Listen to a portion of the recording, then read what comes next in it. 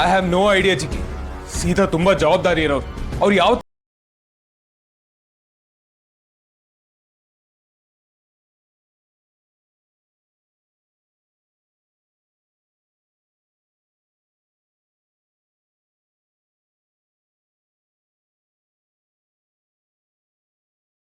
ಹೋಗ್ಬಿಟ್ಟಿದಾರಾ ಹೇಗೆ?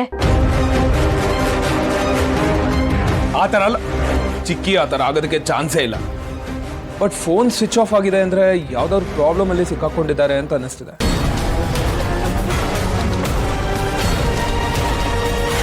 ಆಗ್ಲೇ ಹೋಗ್ತಿದೆ, ಇವರಿಬ್ರು ಹೋಗೋಕೆ ಬಿಡ್ತಾ ಇಲ್ವಲ್ಲ. ಇನ್ ವೆಯ್ಟ್ ಮಾಡಿ ಪ್ರಯೋಜನ ಇಲ್ಲ ಚಿಕ್ಕಿ.